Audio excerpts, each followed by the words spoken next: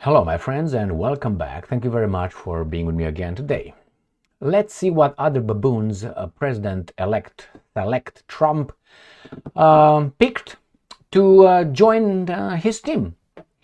Another people who I think will not work for our American interests, but would work for the same interests that I mentioned in a video yesterday and another video in the day before.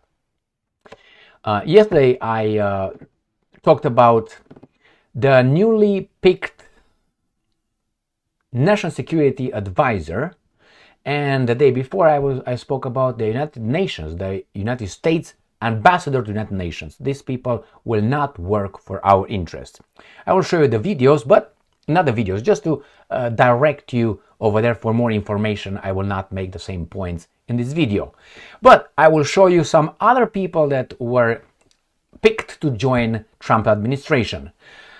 Two great picks, actually three great picks, four great picks at this point in Trump's administration, and about 6 or 7 garbages. I will tell you the good picks. The good picks are these ones. Mr. Stephen Miller, the Jewish, is going to be national advisor. He's going to be a good guy. The second one is they call it the border czar. All right. The third one is Mr. Vivek Ramaswamy, and then the other one is Elon Musk. These are the good guys. The bad guys are Stefanik, are the other guy, and I'm going to show you. Now, let's look first what new picks Donald Trump made, or whatever he did, and I'm going to show you a revealing picture so you understand how the media works and how Trump is doing. I think Trump signed a little paper somewhere, but hey, we're going to find out with time. Trump's incoming administration to include Elon Musk and Fox News host Pete Hegseth. Here's who else he's picked so far and what their responsibilities will be. This guy was an expert at Fox News, by the way. All right, I don't know if this guy is a... Well, let's take it one by one. First, the picture. So we have here, this is a guy who is now, I'm going to show you next. This is actually Steve Witkoff, if I remember correctly here. And you have here Stephen Miller. This is Stefanik, and this is the National Security Advisor, this guy that I mentioned in this video right here. So this is the video I made on November 12th. Obviously yesterday, and I was talking about two good picks, two bad picks, Marco Rubio and Michael Waltz, and one good pick, Stephen Miller. And here I spoke about a mistake, Elise Stefanik. This is a bad mistake here, and I'm gonna go and show you who these guys are. Now, maybe this is not the same guy I was talking about, but I'm gonna show you who these people are. Good guy, bad guy. I think this guy is going to take care of the Middle East in a bad way. He's a pro, you know who, a pro, exactly the same thing. And it's a great picture. Look how great this picture is by Yahoo News. Can you believe this? Why? Because he appoints all the good guys that he needs to appoint. All right, let's go. White House Chief of Staff, Susie Q. Let's move on. Deputy Chief of Staff, yes. Shalom, good guy right here. Next one. Border Czar, good guy, America the Great. Tom Homan, Border Czar, good guy so far. What's going on here? U.S. Ambassador to United Nations, Elise Stefanik, not a good person, is not going to work for our interest. You can bear that flag and stick it in your ass as much as you want. You're going to work for other interests. Go and watch this video right here from yesterday. Next one. U.S. Ambassador to Israel. Why? I would like to know who was the newly ambassador to Romania, or to Hungary, or to France, or to Zimbabwe. Why this is so important? And who is Mr. Huckleberry Finn? Huh? Mr. Huckleberry Finn, where are you? Now I understand a lot of things I understand about this guy and his daughter. All right? Very much I understand why she was the White House spokeswoman in the first Trump administration. I understand now many. Why is he speaking Yiddish? Okay. All right, next one. Environmental Protection Administrator. This is the guy, Zeldin. This is the guy from the picture I showed you over there. And you won't know, but something gives it away. So this, here, he's Jewish. Jewish, pro. That's why he has this beautiful face, another crazy face. And I'm gonna go and see who this guy is. But hey, little by little, let me show you what gave it away. Because you have to read the past and you're gonna see the future. So I'm gonna do this, Congressman of New York. That's already a giveaway, but nevertheless. Let's see, Mr. Zeldin. We're gonna do this for you. We're gonna get Al Zeldin, all right here. We're gonna do this for you. Right there, and nothing would give him away. Nothing but one little aspect. You find out that he was attorney, born wherever, early life. I like early life. Born in New York, Merle Schwartz and David Zeldin. And what gave it away was this little thing here. Where are you, baby doll? Come on, right here. He also attended Hebrew school. That tells you something. So again, let's go to the article. So we know who this guy is at Environmental Protection. So okay, let's move on. National Security Advisor, this guy here, Mike Waltz. Go and watch this video here. Who Trump cabinet works for. 2 terrible picks. He's a pro and he's not going to work for us. CIA Director, this guy, I don't know him yet. Probably he's going to be out of the office in no time. Who's this? Special Envoy to the Middle East. Why do we care about the Middle East so much? Why do we? And we have Stephen C. Witkoff. Let's see Mr. Witkoff. Right there, Mr. Witkoff. He's an American. And he is born in a Jewish family in the Bronx. Oh, I know. Nothing wrong with that. How many Romanians did you see so far in the U.S. administration? How many Hungarians? How many Zimbabweans? Zero, my friends. Why? We're a little bit more dumbasses than others, right? All right, so these are the ones. Let's see, Secretary of Defense. Now, Secretary of Defense, Pete Hegseth. Okay, for the past 10 years, this gentleman, this person, has worked as a host and commentator on Fox News after espousing his support for Trump's policy stances, a staunch conservative and an author of 4 books. All right, he was a reserve officer in the National Guard, serving a tour at Guantanamo Bay, Cuba, doing like this over there, in Iraq and Afghanistan, and so on. Okay, no problem with that. We have Homeland Security. Well, this guy, if you really want to know who this guy is, the go and watch this video right here. When I talk about the Michael Waltz, I have a video over there, the first video, where you have both Michael Waltz and this guy defending those pager attacks on you know who and by you know who. And they are all in awe how great that was. All right, next one, Homeland Security Secretary. I like her, Kristi Noem. Why? Because she was barred from Indian reservation. An American was barred from the Indian reservation, I think like 3 of them, right? In South Dakota. Why? Because they can. So, let me give you this. I don't know if she is good for the Homeland Security Secretary. I have no idea. I think she has balls like this big. But I tell you this, sometimes you can have certain actions, negative actions towards you, you carry them like a badge of honor. If the media doesn't like legacy media, they don't like someone, then that person is a good person. That by default, and obviously you verified that. So she's not liked very much by the mainstream media, the corporate media, the how do you call those, the legacy media. These guys did not like her.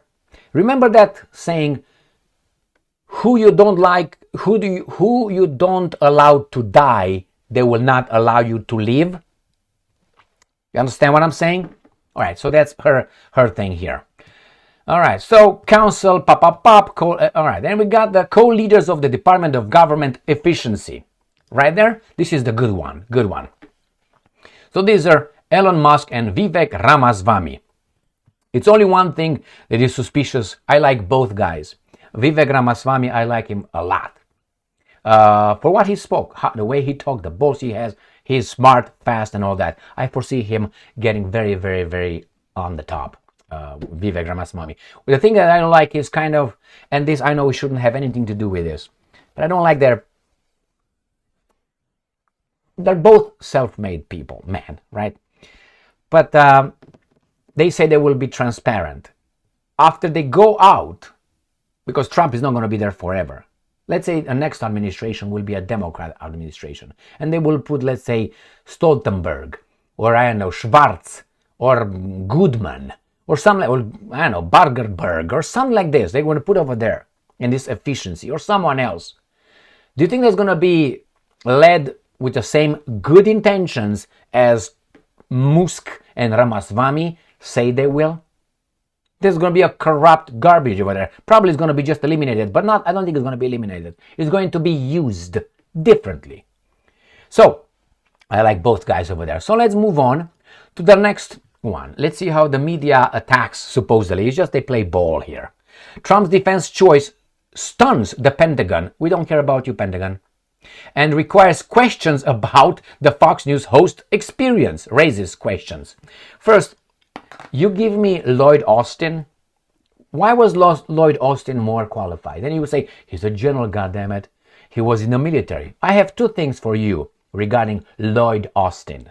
I have three, actually, but maybe the last one I will refrain from mentioning it here. I mentioned it many, many times before, and I will send you to Haiti 1806 genocide against the French population.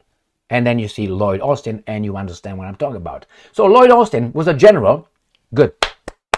And before he was picked and appointed as the U.S. defense, because we have defense, not offense, as a secretary, he worked for Raytheon. Raytheon in the board of directors, making a lot of money. And then from there, so he was the general, picked from there, board of director for a military company, all right? And then he was picked and dropped as a Secretary of State. I don't like that a bit. So he was more qualified. That's one. The second one, do you remember the COVID times? I do remember them. Do you remember how he appeared, the courageous commander over there, the general?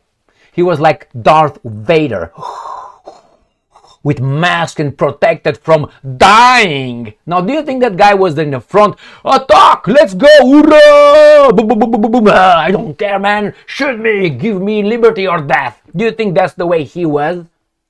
With the masks and all that? Stay away from me. A fucking coward. Yes.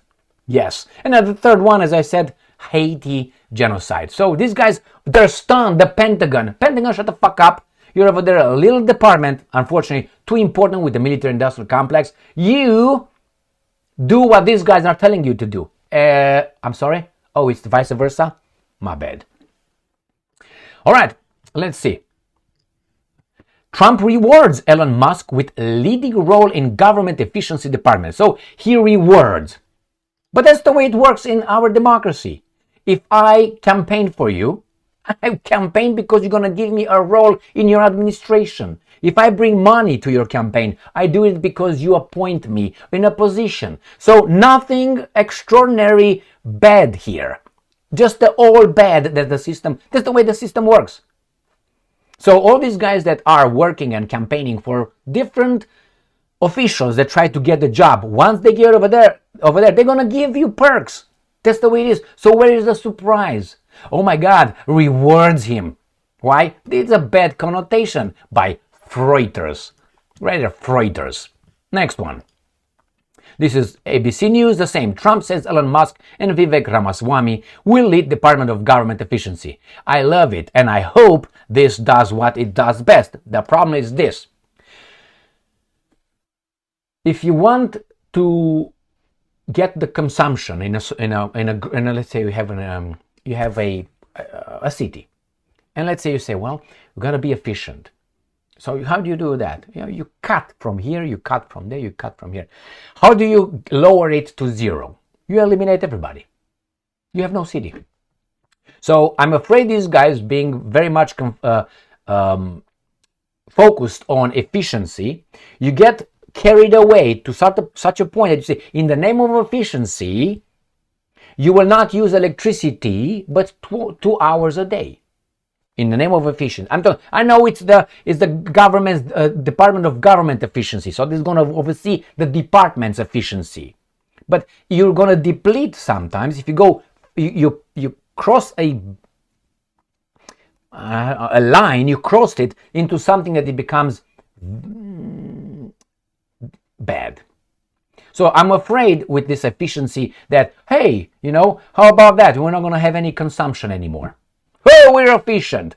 I hope they don't go to that I understand there's a lot of departments over there who just use money for nothing. But then if you fire those guys, what is the option? The economy? The economy must have a business-friendly environment. If the economy is a communist economy, what are they going to do with those guys?